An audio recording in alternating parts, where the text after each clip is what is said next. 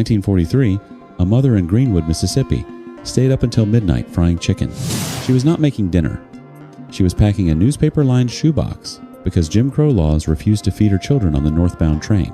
That shoebox meal is the final item on this record of 25 survival recipes. Item 12 was born out of desperation when fruit was a luxury, and item 3 was pulled by hand from a byproduct that plantation owners threw away. These 25 meals were engineered for one primary function: survival. They carried a generation to freedom. Item 25 is fried catfish. Families caught it from the creek at no cost. Mothers took those fillets, dredged them in heavily seasoned cornmeal, and dropped them into hot oil until a hard, golden shell formed. The fish fry served as a community anchor, feeding entire neighborhoods on Friday nights. When families moved north to cities like Chicago and Detroit, they recreated those fish fries in small apartment kitchens to maintain a connection to the South. Today, modern restaurants in Brooklyn serve southern fried catfish for $22 a plate. The original cooks prepared it for pennies. Item 24 is old-fashioned tea cakes. When children asked for sweets, mothers assessed pantries holding almost nothing. They took flour, a single egg, a small amount of butter and sugar, and baked a simple dough until it was just set. It was not a crisp cookie, nor was it a soft cake. It was a sturdy, elemental symbol of home passed down through church communities. Artisan bakeries now sell sugar cookies for $5 each. Previous generations fed 10 children with tea cakes for the cost of a handful of flour and an egg. Item 23 is crackling cornbread. The crispy bits of skin left behind after rendering lard were never discarded. Mothers folded those scraps into cornmeal batter and baked it in a cast iron skillet.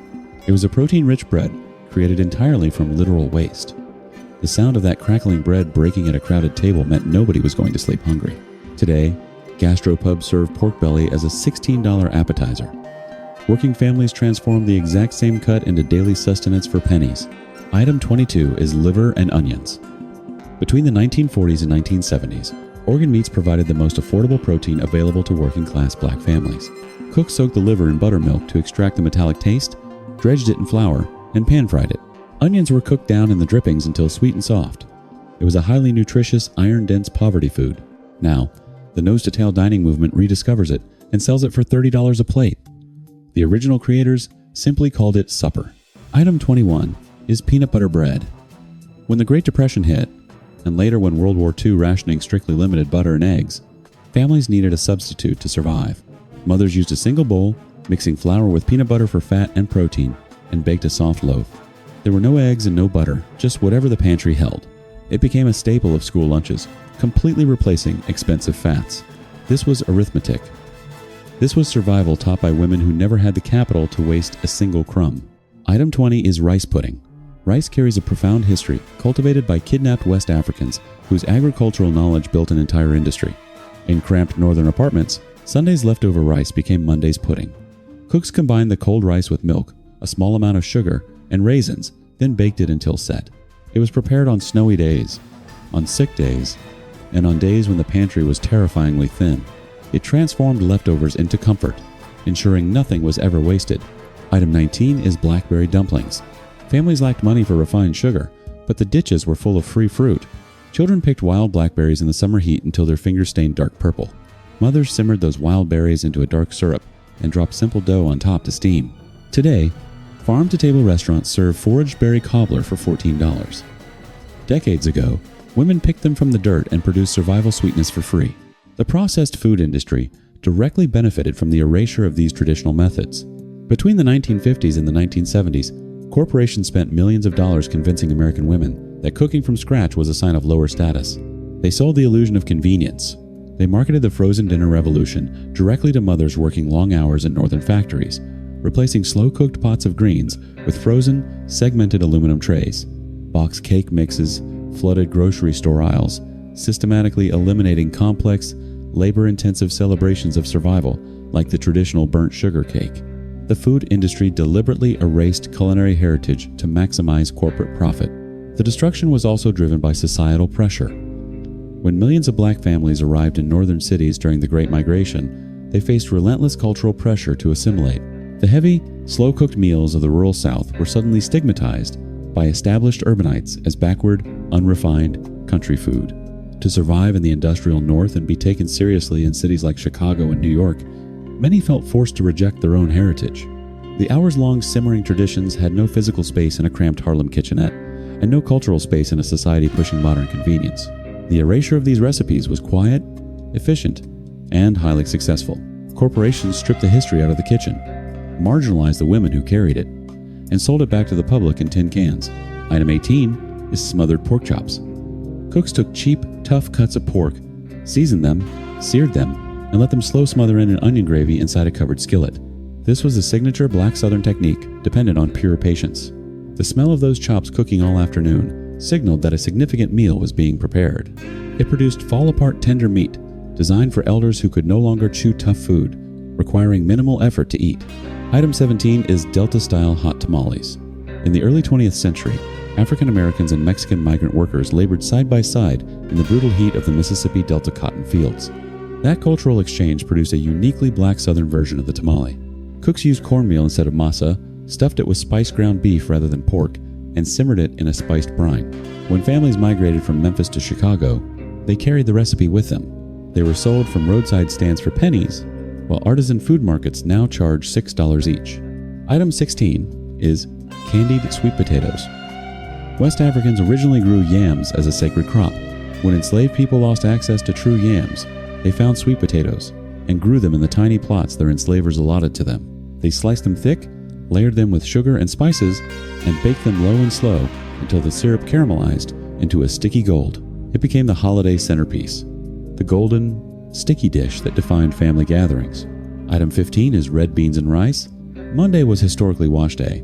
Mothers needed a meal that could simmer entirely unattended while they performed the exhausting physical labor of scrubbing laundry.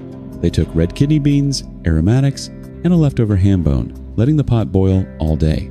It provided economy and flavor in a single bowl, feeding 10 people from one pot for under $2. Chain restaurants today serve it as a $15 Cajun entree. Item 14 is neck bone soup. White butchers discarded the neck bones or sold them for almost nothing. Mothers understood that the deepest flavor lived inside the bone. They browned those throwaway cuts and simmered them for hours until the meat finally surrendered and fell apart. They added potatoes, onions, and whatever vegetables could be secured. The process transformed absolute poverty into a sustaining meal. Item 13 is fried okra. This plant is native to West Africa. Enslaved women braided the seeds into their hair during the horrors of the Middle Passage, hiding a living seed bank on their bodies. Cooks sliced it, tossed it in seasoned cornmeal, and fried it crisp in hot oil. It served as a direct, living link to Africa, carried across the Atlantic Ocean. Item 12 is vinegar pie. This was a desperation pie, created when fruit, or citrus, was simply unaffordable.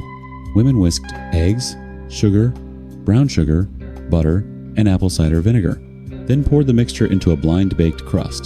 The vinegar provided a tartness that simulated the taste of lemon. It demonstrated the absolute efficiency of making something out of nothing. Modern food bloggers recently documented it, categorizing it as a rustic heritage dessert, while previous generations simply relied on it for a weeknight meal. Item 11 is gumbo. The word itself derives from kinombo, the West African Bantu word for okra. Cooks started with a dark roux, built it with aromatics, and added whatever sausage or shellfish they could secure. It simmered for hours, an absolute necessity meant to feed a dozen people from one single pot. It traveled north with families heading to Detroit and Chicago, acting as a community anchor. A bowl in a New Orleans tourist restaurant now costs $24. Modern nutritional analysis reveals that the survival food of the Great Migration aligns perfectly with current dietary science. For decades, mainstream culture labeled pots of greens and discarded bones as poverty food. However, scientific evaluation proves those early methods were highly optimized. Consider the dark, rich liquid left at the bottom of the pot after boiling greens and neck bones for hours. Cooks called it pot liquor and knew throwing it away was a profound waste. Today, juice bars package that exact same extracted collagen, label it bone broth, and sell it for $7 a cup. Collard greens grown in backyard dirt offer another example of unrecognized value. Nutritionists confirm they are massive powerhouses packed with vitamins A, B, 6, K, and C, plus iron, calcium, and omega-3 fatty acids. It is the exact high-density diet medical professionals currently advise Americans to consume. The cheap liver and onions preparation is one of the most nutrient-dense foods on Earth. Upscale establishments charge $30 a plate for nose-to-tail dining to deliver the exact same iron and B vitamins mothers use to cure childhood anemia. They do not just feed families on pennies, They anticipated modern nutritional science by 100 years. Item 10 is chitterlings. White enslavers took the meat and left the intestines as waste. Through careful, hours-long cleaning, black women transformed that brutal rejection into a delicacy. Almost every family had one elder, the designated chitlin queen, who was the only person trusted with the sacred, labor-intensive patience required to prepare them correctly. When she passed away, that intricate knowledge often died with her. Item 9 is Hoppin' John. Originating from the enslaved Gullah people on the Sea Islands, cooks simmered black-eyed peas with a ham hock and served it over rice. Every New Year's Day, families ate this to survive the present and secure the future. The peas symbolized coins, while the greens served alongside represented paper money. Farm-to-table restaurants now charge $16 for heritage grain bowls. Previous generations called it New Year's dinner and produced it for a dime. Item 8 is sweet potato pie. When the West African yam was lost in the diaspora, sweet potatoes took their place. It became the pie that anchored Thanksgiving dinners. It was the definitive marker of a black family's holiday table. Item 7 is burnt sugar cake. Cooks melted sugar over medium heat in a dry pan until it turned deep amber, then added boiling water to create a burnt syrup. Sugar was a southern staple, farmed by the very people forced to cook with it. It was a massive labor of love, prepared for weddings and homecomings, before mass-produced boxed mixes displaced it entirely. Item 6 is hoe cakes. Water, cornmeal, and salt were the only ingredients. It was the most elemental survival bread of enslaved people. Cooks mixed the batter with boiling water and fried it in hot fat until the edges turned crisp and golden. George Washington ate them for breakfast with honey, while enslaved people ate them because cornmeal and water were the only rations they possessed.